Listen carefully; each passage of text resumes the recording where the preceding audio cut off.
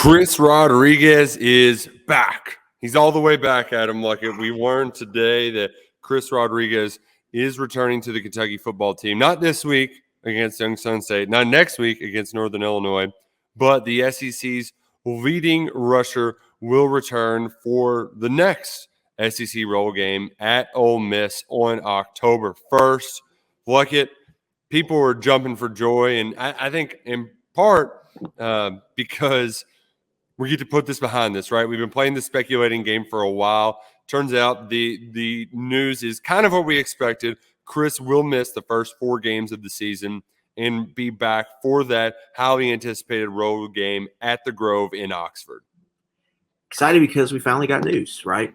Like we finally got something solid, even if it's not really solid. Like we still don't know what exactly. We'll probably never find out on record from UK what the situation was, but I don't think anybody really cares about that right now. Number 24 is coming back. Kentucky's going to land their all-SEC tailback or insert him back in the lineup, potential All-American tailback, guy who could – well, the deck's kind of stacked against him now, but if he just went off, he could set the record. That may be a numbers post we have to dig into what the yardage would he need to do that, but all in all, you're going to get him for 8 of the most important 9 games of the season this year. You're getting him for 7 conference games. You're going to get him for the Louisville game, and then you can throw bowl game or trip to Atlanta maybe on top of that. So you went to Florida and won without him. Now you get him back in the lineup. A lot of reasons to be excited here, Nick. A quick numbers crunch based off some guesstimations. It's approximately 150 rushing yards per game he will need to break that record. And it's going to be a tall test because Kentucky, I think they might have passed the 100-yard mark, but his replacement, Kavasier Smoke. They did. They need to get the point. Why does this point yardage count against the rushing? Why does the snap over the center's head or snap over the punter's head count in the rushing yardage when a special teams play? Yeah, that's a load of crap. But still, though, Smoke has, I think, 112 yards on 29 carries, something like that, over the first 2 games. The running game did look much better in the second half at Florida. Feels like Kentucky's starting to finally get things clicking between the backs and the new-look offensive line. But that big picture, Kentucky's offense, they were able to get the win in week 1, and they were able to get a double-digit win down at Florida without the running game really clicking. What can this offense do with Rodriguez back in the lineup, particularly against Ole Miss? First things first, like stuff rate is a metric I use. It's essentially a run play that stopped for no gain or a loss. Chris Rodriguez is elite at avoiding those type of runs. Against Florida, Kentucky had, I believe, right around a 17% stuff rate. So number 1, they're going to be 2nd and 5s, 2nd and 7s, 3rd and 3s, 3rd and 2s. So they're going to stay ahead of the chains with 24 toting the rock. So there's some blocking stuff they still have to get figured out with the front. But they've got their efficiency monster back in the lineup and one of the most efficient offensive weapons in college football over the last 2 years. So it's going to open up things for the passing game, right? I mean, just having him in the lineup, that's going to be something teams have to worry about. And then if you can get an advantageous down and distances, which is really what Chris Rodriguez brings to an offense, that is going to set you up for some good situations for play pass, some good situations for vertical shot plays. And Kentucky just put one on tape with Dan Key. Yeah. And so if you can keep hitting on those and then you add efficiency in the run game, it could make this offense very, very dangerous. There's some kinks they're going to have to work out. I'm not sure I wouldn't be even sure what to set the over under of touches in that first game for number 24. But the long run here, it's going to open up the offense more, I think. And it's going to make Will Levis's job easier. I think it's going to make pass protection easier because you're not going to be in as many 3rd and 9s, 3rd and 8s. You're going to be in 3rd and 3s. Well, and where it really, I think, will show itself, we saw Saturday a big key going into that Florida game was converting the red zone. It's a huge talking point, at least on my end, going into that game. And Kentucky struggled, right? Like I mean, Jordan, yeah, Jordan Wright got that pick down to the 5, and I don't know if they're still getting in the end zone if not for a roughing the passer penalty. yeah. You had the 3rd and 3, I think, from the 8-yard line. They ran a screen. I like the play call to change, but they didn't execute. Mm-hmm. The Kentucky was able to salt away the clock, but they couldn't punch it in when they got 2 4th-down Yeah. stops late in the fourth quarter. This is where Chris Rodriguez makes money, not only for himself, but for the Cats, and can really put teams away Mm-hmm. in the second half. Not only that, I think early in the ball game, Nick, you saw Kentucky have some quick possessions. Some of that was they started backed up because Florida's punter was booming them. So they didn't want to risk too much there because they know they have protection issues. Right there, you can just give it to 24 a couple times, set you up, give you a drive starter if he can pop a 10, 12, 14-yard run. It's a big deal. I mean, this guy is one of the best running backs in college football, and you're adding you're adding that to your lineup.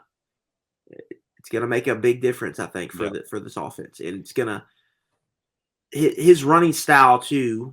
He has the ball security. We need to see that from him because fumbles were an issue last year. Right.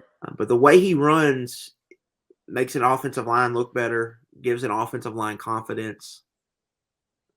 It's just going to open up, I think, a lot of things for Kentucky potentially. And it's a lot. I mean, there's reasons to get excited. And then when you dig into that Ole Miss matchup, Nick, they haven't stopped the run really with under Lane Kiffin yet. They were 126 nationally in defensive rushing success rate. Yikes. Their numbers this year are good, but they're not playing anybody. I mean, Troy ran a pass-heavy offense last year. John Summerall's coming in. His offensive coordinator is off the Chad Morris tree. They're trying to establish something there. And then Central Arkansas. Can't dig. I'm not going to dig too deep into the Bears right now. But how much competition do they have? And then they're going to play Georgia Tech this Saturday, and it's just we'll see these next 2 games. They play Georgia Tech and Tulsa. See if those numbers stay the same. But you have to think they're going to be able to go in and run the ball on this dime-based defense that Kiffin's liking to use. This 3 safety look that they're instituting there in Oxford. And as far as it's another. They know what Rodriguez is, but they don't know exactly what it would look like with Rich Scangarello. So that's a schematic potentially advantage Kentucky could have going into that ball game. Having a weapon like that without any tape this year on him could be an advantage for Kentucky there. They also know 2 weeks out, right? Like this isn't Jordan Wright learning 2 days before the game that he's good to go. Right. Now Stoops said he found out 10 minutes before the press conference. I think that's a lot of crap. They probably found out when they found out about Jordan Wright. But we're going to wait to announce that news today.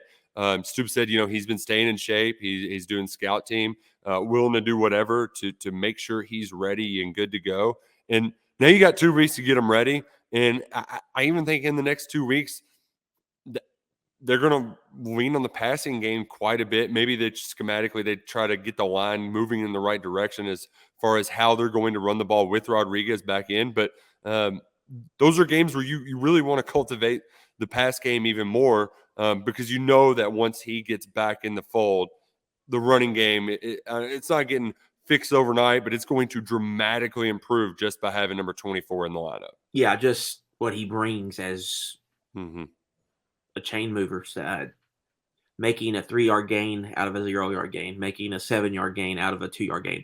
And that's what we heard Mark Stoops talk about. We've got to find a way to get aggravating yards. And that's what Chris Rodriguez gets, is aggravating yards to defenses. He makes one guy miss, whether he's running through him, around him, over him, whatever it may be. You go back to his last carry in the Citrus Bowl. Like that was a blow. Like it wasn't supposed to go to him, but he still made a talented Big Ten defensive end miss and then get in the end zone. He's an eraser. Fall forward. You hit him, he's not going backwards. You're all going down forward together. So that's adding a couple yards on his runs. Just exciting. I think it's really exciting. And now these next 2 weeks, Nick, we can dig into personnel a little bit. My preseason projection on both these teams where they're going to be pretty bad on defense. both Northern Illinois and Youngstown State. So Kentucky's offensive line got a little bit of confidence, I think, building from the Florida game and how they were able to run the ball. I think Rich Gangarella maybe figured some stuff out with his personnel on what to go with. That this is going to be big these next 2 weeks, just to build some confidence for that offensive line, and to have a confident group going down to Ole Miss, where you're going to face maybe like the way Florida played and stuff the box with size in a base defense. You're not really going to get that from Ole Miss. It's going to be the lighter bodies in the box, and so if you're able to overpower them a little bit, catch them in stunts, then you could really break some chunk runs off them. So the offensive line adding some cohesion. Adding some more comfortability in the scheme, and then adding Chris Rodriguez to that. And then whatever you're getting from Levis in the passing game, there's a lot to get excited about. And I know Kentucky fans are excited. They're going to be more confident. You'll feel more confident using fine Kentucky Proud products from Port Royal Plants. We appreciate them sponsoring content all over the KSR digital network this season. Make sure you're subscribing to KSR on YouTube. It's a growing community. There's a lot of great content out there we're putting out every single day of the week. So check us out. Check out portroyalplants.com. Outstanding Kentucky products, Kentucky Proud products. And check out the Cats this Saturday. It's going to be a noon kickoff against Youngstown State. We've got a 7 o'clock against Northern Illinois. 2 more games without Chris Rodriguez. And then the Wildcats are back and better than ever on the road at Ole Miss with number 24 in the backfield. Chris Rodriguez is back. Let's rejoice.